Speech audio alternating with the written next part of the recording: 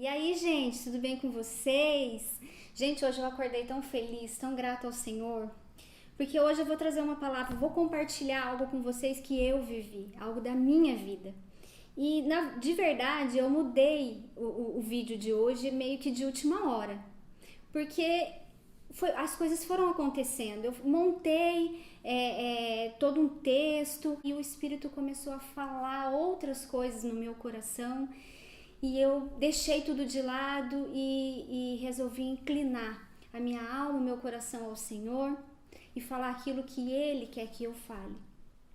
E eu espero não chorar, para não borrar minha maquiagem, porque eu vou falar com vocês sobre um tempo bem difícil que eu vivi, um tempo de desequilíbrio emocional. Então o tema do vídeo é estar no divã de Deus. Eu não sei se você já viveu uma experiência como essa. Encorajo você a viver, né? É bom, é maravilhoso, mas no momento em que você está vivendo aquilo, não é tão fácil assim. Porém, é um tempo de muitas descobertas, né? E eu queria trazer a vida de Elias para comparar com o que eu vivi. Porque quando eu li esse capítulo de Elias, eu não me senti sozinha. Eu percebi que não era só eu. Porque quando a gente está vivendo um momento como esse, a gente acha que é só a gente que está vivendo, né? Eu não diria que foi uma depressão, pode até ser que tenha sido um quadro depressivo. Mas quando a gente está vivendo esse tempo, a gente se sente tão fraca, né? Que parece que qualquer coisa que você fale ou faça, você está querendo chamar atenção, né? Porque a depressão, ela confunde com uma carência emocional, né? E é tudo muito confuso, e nesse tempo era tudo tão fragmentado dentro de mim. Eu falava, gente, eu acho que eu tô esquizofrênica, né? E que a esquizofrenia nada mais é que a fragmentação do pensamento, é como um quebra-cabeça desmontado. E eu, quando olhava dentro de mim, eu comecei a perceber que as coisas estavam se desmontando, né? E se abalando. Mas eu decidi caminhar sozinha, e isso foi bem difícil. E as consequências foram drásticas, né? E Elias fez a mesma coisa, né? Ele tinha acabado de viver uma experiência incrível no Monte Carmelo, onde ele invocou o nome do Senhor e Deus mandou fogo na frente de uma multidão de gente para queimar o sacrifício.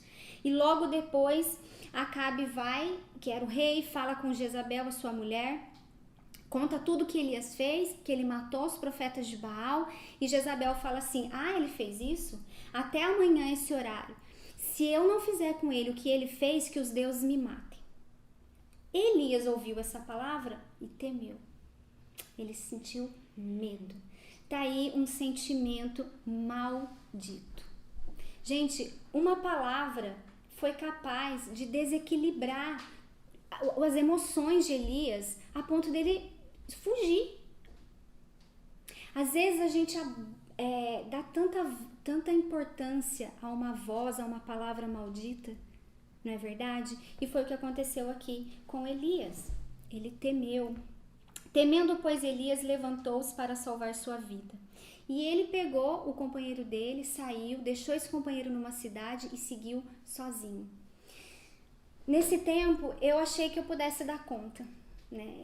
Eu chegava na presença de Deus e falava, vamos lá, Deus, me escancara, me quebra, traz tudo pra fora, eu quero me conhecer. Eu me sentia forte, me sentia poderosa, mas quando eu comecei a enxergar algumas coisas dentro de mim, eu comecei a não gostar, e medo foi uma delas, foi a principal, né? Eu vi o quão frágil eu era. Eu vi que por trás daquela máscara toda, daquela empolgação toda, aquela mulher forte, aquela mulher guerreira, existia uma menina extremamente frágil, medrosa. E quando eu dei de frente com aquilo, eu parei, eu me isolei.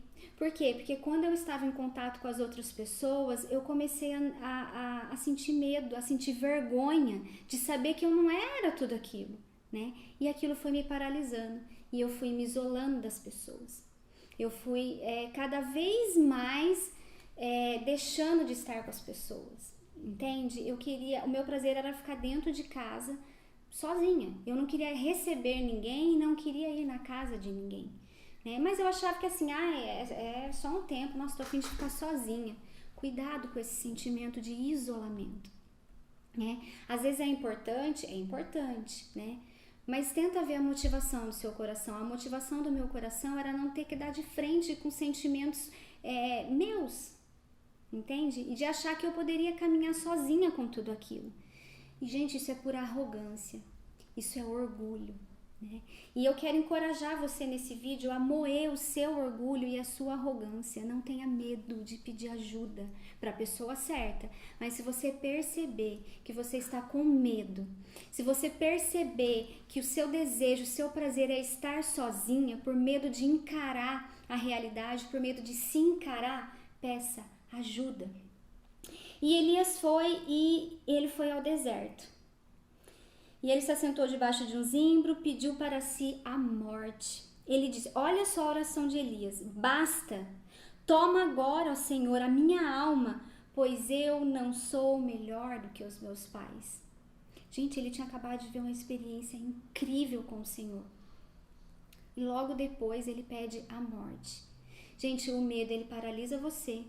Ele vai puxar um isolamento e ele vai começar a distorcer a sua imagem, né? Que foi o que nós conversamos um pouquinho no último vídeo sobre a nossa identidade real, que nós somos a imagem do Criador. Olha só como a voz começa a aparecer distorcendo quem nós somos. Eu não sou melhor do que meus pais, eu prefiro morrer, eu prefiro parar.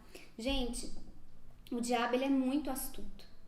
Todos nós somos imagem do Criador, com o potencial de sermos semelhantes a Ele, mas a voz ela chega para derrubar. Então, se você perceber que a voz que você está ouvindo está querendo que você pare, desconfie. Desconfie. Elias era o profeta do Senhor. Elias era quem trazia a palavra de Deus ao povo. E aqui ele está dizendo que não era melhor do que os pais dele, que ele preferia morrer. Gente, o diabo ele lança bloqueios na nossa mente. Esse aqui nasceu para quê? Para ser um ministro de louvor? Eu vou botar um bloqueio nele aqui. Vou fazer ele gaguejar, para ele não ter coragem de falar. Bloqueio. Ele vai colocando bloqueio. Esse daqui vai ser o quê? Um cientista? Vou colocar um bloqueio aqui, um déficit de atenção, um bloqueio de aprendizagem. Gente, foi assim com todo mundo. Moisés, eu sou gaga, eu não sei falar. Jeremias, eu sou muito criança. Vozes de bloqueio. Não abraça essa voz. Não paralisa. Não tema. Mas aqui Elias, ele abraçou esse sentimento e ele pediu a morte para o Senhor. E Elias deitou e dormiu. E eis que um anjo tocou-lhe e disse, levanta-te e come. É um versículo simples, né? Mas para quem já viveu isso, é uma palavra que fala muito comigo. Porque nesse momento a gente vê o cuidado do Senhor, né? A gente fica tão frágil. Gente, depressão, quadro depressivo, esses momentos de desequilíbrio emocional, muitas vezes, para quem está saudável emocionalmente, não faz sentido. É como a gente lê essa palavra e falar, como assim? Depois de tudo que Elias viveu, ele ainda pede a morte, ele acha que ele está sozinho? Mas era a realidade dele, era a dor dele. A situação não é real, mas o sentimento é. Então, cuidado quando você estiver frente a uma pessoa assim e fala assim, como assim? Você está viajando, você está ficando louca. Para nós é loucura. Para quem está saudável, hoje eu lendo essa palavra parece uma loucura. Mas naquele tempo, quando eu li essa palavra, eu entendi exatamente o que Elias estava sentindo. Porque naquele momento a dor era real, naquele momento a tristeza era real. E o Senhor, Ele tem compaixão. E se nós somos semelhantes ao Senhor, nós temos que ter compaixão dessas pessoas. Não é passar a mão na cabeça e apoiar a tristeza, apoiar o isolamento, apoiar o desânimo. Mas é se colocar no lugar dela e entender que ela está sentindo aquilo. Olha só, vem um anjo do Senhor e cuida dele. Elias, levanta, come, porque a vida começa a não fazer mais sentido. Parece um drama, gente, mas nossa, como assim? Do nada, Elias não tem coragem nem para comer. Mas o Senhor cuida. E o Senhor mandou um anjo e esse anjo esteve ali provendo o que Elias precisava naquele momento. E ele olhou, ele viu o pão, ele comeu, bebeu e ele voltou a dormir. Gente, não é da noite pro dia. Quando a gente fala de emoções, de sentimentos, são coisas que ao longo do tempo a gente constrói. Então não é da noite pro dia que a gente desconstrói. Olha só, o Senhor criou o mundo em 6 dias. Quando ele foi destruir com o dilúvio, foram quantos meses até que tudo acontecesse? Desconstruir dá mais trabalho do que construir. Então, quando a gente senta no divã do Senhor, preparados, desejosos de uma transformação, isso leva tempo. E aqui Elias voltou a dormir. E a segunda vez o anjo do Senhor toca e fala: levanta, come, porque o caminho será longo. Gente, é um processo. É um processo doloroso, sim, mas é um processo transformador. E ele levantou, ele comeu, e aí ele teve força com aquela comida. Gente, quantas vezes eu chegava diante do Senhor, teve dias de eu chegar e falar assim: Jesus, hoje eu não quero te ouvir, porque eu não tenho força para isso. Eu não quero saber mais nada a meu respeito, porque se eu descobrir mais alguma coisa ruim, eu prefiro morrer. Gente, isso passava pela minha cabeça. Às vezes eu estava dirigindo e vinha aquela voz de medo, aquela voz de bloqueio, aquela voz que vai te afundando. Olha para você ver, olha onde você tá. Olha a idade que você tá, você acha que você ainda vai construir alguma coisa de bom na sua vida, alguma coisa de novo na sua vida? E eu abraçava esse sentimento, eu acreditava nessa voz, eu comia do fruto que Eva comeu. Eu era persuadida a me isolar, a me entristecer, a desanimar. E quantas vezes eu parei o carro porque eu não conseguia nem dirigir, eu chorava descontroladamente, mas o Senhor cuidou em todo o tempo. Eu não queria ajuda, eu achava que eu não precisava. Eu era boa demais para alguém me ajudar. Ninguém poderia me ajudar. Imagina, quem vai me ajudar, né? Gente, pura arrogância. Mas o Senhor tem compaixão. Ele tem paciência. Ele olhava para mim e ele não via uma pessoa que não tinha mais jeito. Ele não desistiu de mim. E sabe quando eu descobri isso? Lendo os evangelhos.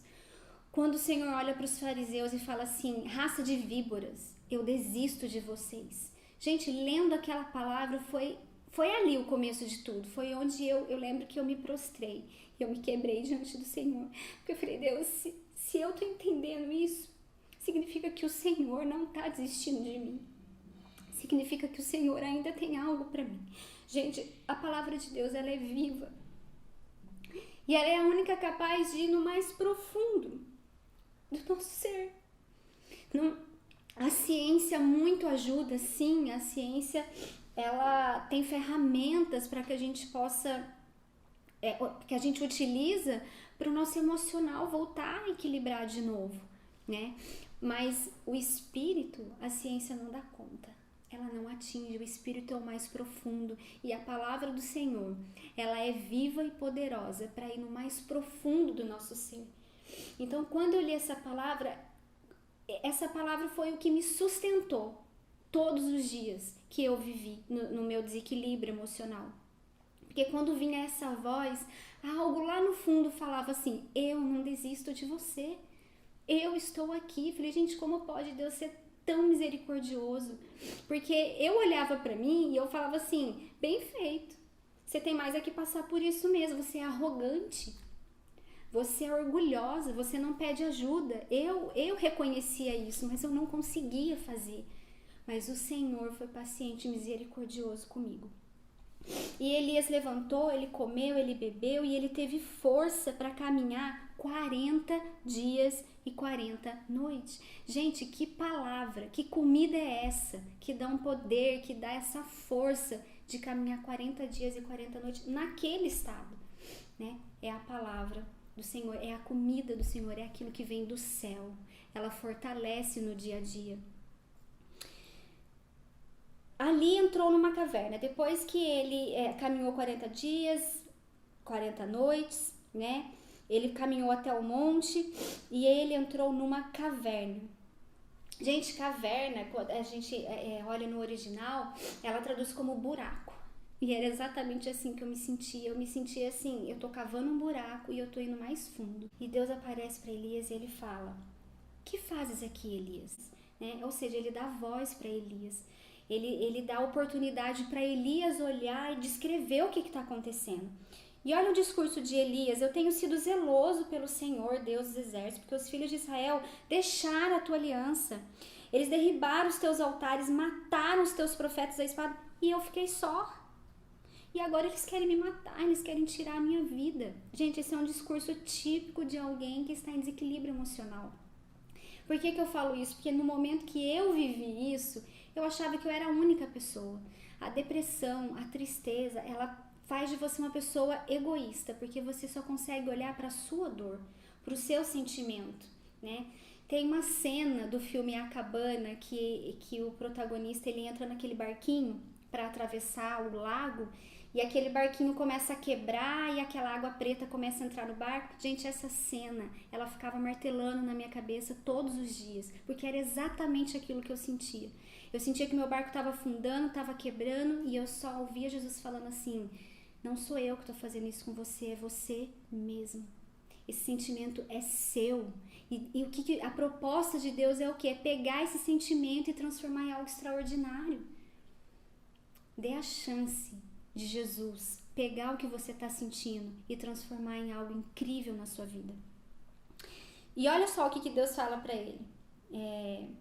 Disse-lhe Deus: "Sai e põe-te nesse monte perante o Senhor." Gente, essa palavra sai, no original ela fala: vai adiante, avança, continua, com um propósito. Olha só, gente, Deus está olhando tudo aquilo. A gente emaranhada num sentimento ruim, mas Ele olha tudo aquilo, Ele sabe que se Ele puxar uma pontinha, Ele desenrola tudo e faz você voar alto.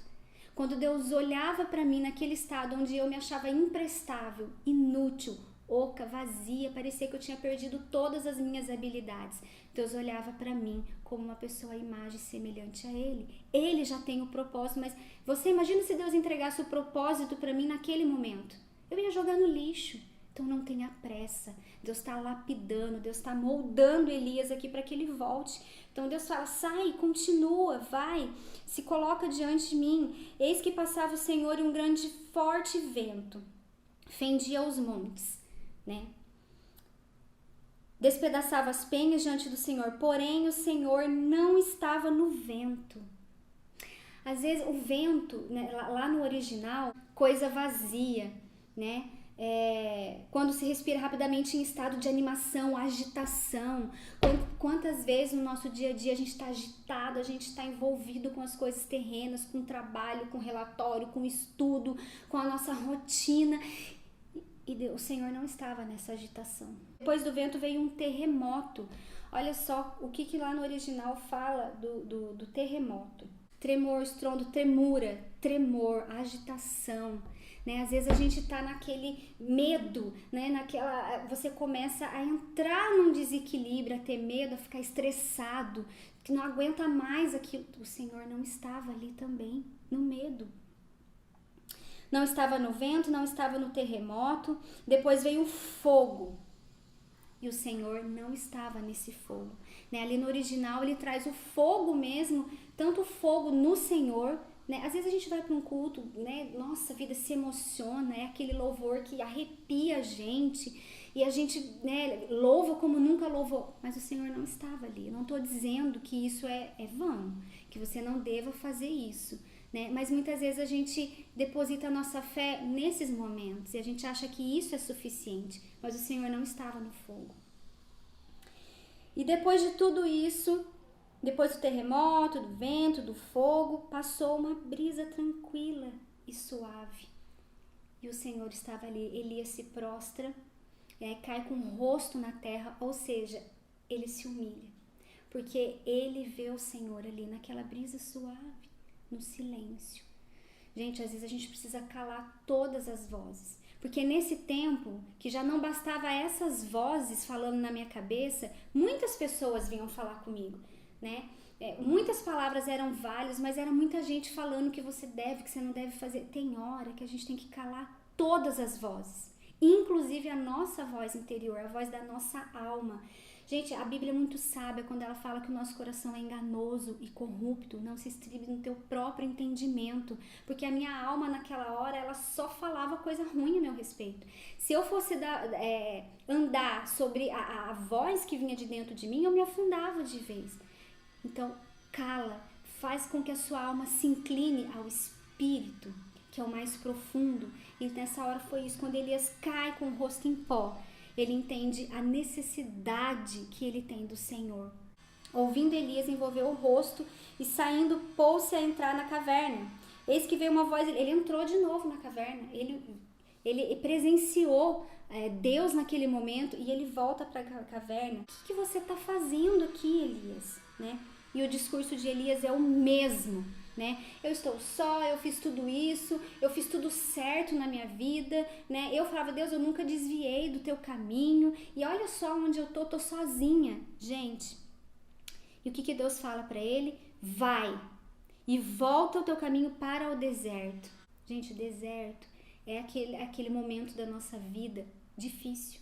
Era o que Elias estava vivendo, e Deus fala, volta para o deserto, porque lá você vai ungir Azael, rei sobre a Síria. Ou seja, ele já ia colocar uma pessoa na vida de Elias. Ele não estava só. Nós nunca estamos só, gente. Deus usa a gente para cuidar de gente. Deus usa a gente para falar com a gente. Né? E olha só o significado de Azael, alguém que vê Deus. Deus coloca pessoas na nossa vida que estão vendo Ele, que estão saudáveis, que podem nos ajudar. Então não tenha medo de pedir ajuda. E lá você vai ungir Azael, a Jeú e a Eliseu, que vai ficar no teu lugar. Gente, deserto é um lugar de soluções. É ali que a gente escuta a voz de Deus, é o lugar onde tem nada mais chama a nossa atenção. Tá só você e Ele, então não tenha medo de ir para o deserto e ouvir essa voz, porque é uma voz de solução, não é uma voz que vai te afundar. E depois Deus fala assim, lá no 18, também conservei em Israel 7.000, todos os joelhos que não se dobraram a Baal. Gente, Elias se via só sobrou eu, Senhor, mais ninguém. Gente, tinha mais 7.000. Esse sentimento, esse desequilíbrio emocional, ele distorce totalmente a realidade que a gente está vivendo. A gente começa a acreditar em mentiras. Elias não estava sozinho, não tinha sobrado só ele. Existiam pessoas poderosas que Deus queria colocar na vida dele. Então, não tenha medo de dar crédito a essa voz do Espírito. Gente, aquela voz que te dá uma solução, te dá um norte, te coloca de pé, abraça essa voz. Confia nessa voz. Valeu a pena ter passado por esse deserto. Demorou um pouco, foi longo, foi difícil, porque eu decidi caminhar sozinha e eu não indico isso pra ninguém. Porque eu colho consequências disso até hoje, né? São momentos que eu deixei de viver e que eu me arrependo hoje. Então, peça ajuda, tenha coragem. É isso que eu queria falar para você nesse vídeo. Eu espero do fundo do meu coração que isso tenha trazido impacto à sua vida. Se você vê que alguém precisa ouvir essa palavra, compartilha. Se inscreve no canal para você receber as notificações de todas as novidades que a gente vai colocar aqui. E se você gostou, curte, dá um like, compartilha, comenta alguma coisa, eu vou ter prazer em falar com você. Deus abençoe sua vida.